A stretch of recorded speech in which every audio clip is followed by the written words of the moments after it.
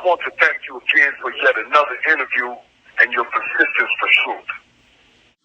Oh, of course. Oh, most certainly. Yeah, we definitely gonna keep a light shining on your situation until you free. Because what a whole county, Spokane County, Washington, is doing to rid itself of one man says to me, you know something, and they don't want it to get out. So that's just my opinion.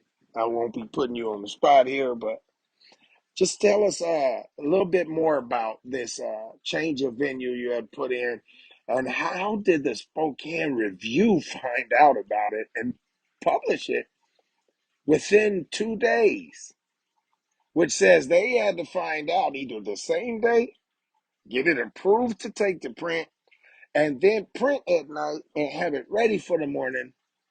They found out as soon as the county clerk probably received your filing. But I mean, I don't know. It's just a matter of this is assumption on my part. But you know, my dad always told me the truth always makes sense, and if it doesn't make sense, therein lies.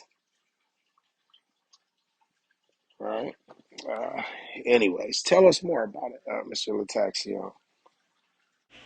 So yeah, the spokesman review did report on the change of venue motion that I filed. However, what's seriously missing from their report is, though they quote documents concerning the fact that I was on premises, they don't make public the fact that I was found not guilty in a Department of Corrections hearing on February the 24th, 2021 of these false allegations of assault. So though their report details the research in my motion concerning the documented racist policies of Spokane's head prosecutor, Larry Haskell, complete with graft, I might add, they are not reporting in a fair and balanced manner. On the contrary, their report, by quoting my past criminal history, which is 25 to 35 years old, is done in a manner to shape the public's perception about me, and the color of my skin validates the stereotypical perception. Listen, the most profound thing to come out of President Donald Trump's mouth was his statement concerning fake news. A wise man once said, "Those who shape images shape minds." The media has single-handedly shaped the image of black people, not only in America, but around the world. They didn't report that I was a full-time college student who was given the Transforming Lives Award on behalf of the Association of College Trustees. They didn't report that I am a community organizer who organized the first Impacted Youth Forum in Spokane, or that I was the Black Student Union's vice president at the college. They didn't report that I am a national speaker on gang violence prevention, that I've authored 10 books, that I've certified in gang counseling and gang mental health, that I was given the award for significant scholarship in gang prevention by the National Gang Crime Research Center, or that I'm a certified peer counselor, that I was asked to speak at a Washington Advisory Committee on the United States Commission of Civil Rights. They didn't report that I'm the CEO of a company that fed 200 poor families Thanksgiving dinner and fed homeless people once a week, and the list goes on and on.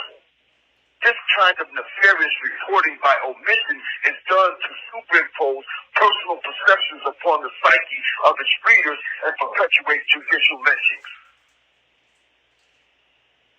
I want your subscribers to understand that a black man accused of a crime in Spokane County must not only fight the prosecutor, but must fight implicit biases of law enforcement, the judge, the jury, his own attorney, the public's perception, and strongman organizations that receive donations to fight against racial discrimination, but who are, through their own non-activity, perpetuating the very same racial discrimination that they've been funded to fight against.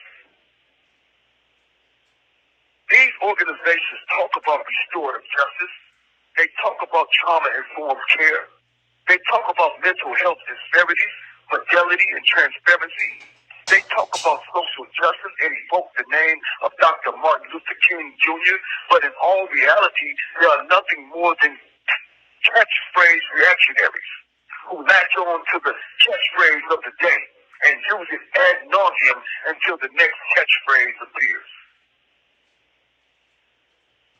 I've made my case and have presented documentation of the racially discriminative policies of both the prosecutor and law enforcement in Spokane County.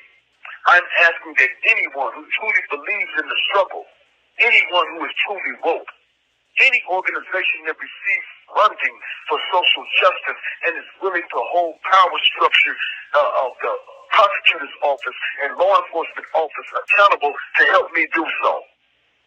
Help me fight the good fight. They have prepared for me a modern day lynching, a judicial lynching, and I seek a fair trial. Wow. That, obviously, he's been disconnected. His call's been disconnected, but, that was a lot. Even I wasn't aware of all of these accomplishments in my brother, and it says to me that we all need to step up. One thing that I hope isn't going to take place in this matter is that after these tyrants are successful in their corruptive schemes that they've been doing ad nauseum and for whoever knows how long and however many victims lay in their wake. I hope we are not congregating as a people after, right? Post conviction and post corruption that gets away. Like, we need some activists to step up now. We need those that are in the offices and the hallways where this is taking place, and you see that it's going down. We need you to be on the right side of history. Step up. If you see something, say something. A man's life hangs in the balance here, and I think that um, I want to say it is my opinion, and this is speculation. I'm not slandering anybody here, but it seems like the entire county could end up complicit in this thing, because if they are fearful that a wrongful conviction or false imprisonment or suit could probably decimate the state's or the county's budget in this matter, and so it probably seems easier to throw a man away. When you have a district attorney contact this man's attorney and say to him, as a friend, you better get off of this case. Huh. That. And we, full disclosure, we did contact the state bar regarding prosecutor Mr. Larry Haskell.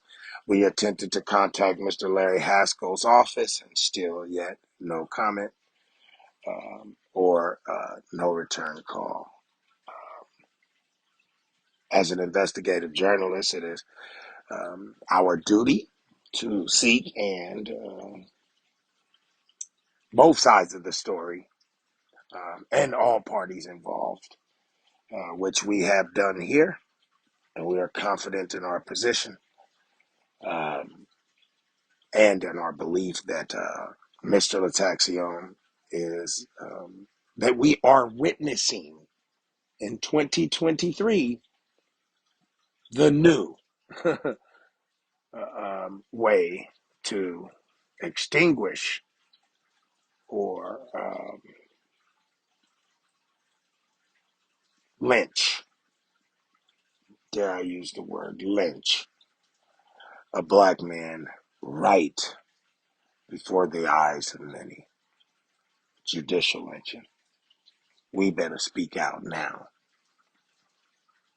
or be on the wrong side of history as witnesses that said and did Nothing. My name is Grateful. Thank you for your support, and let's stand up and let's stand out.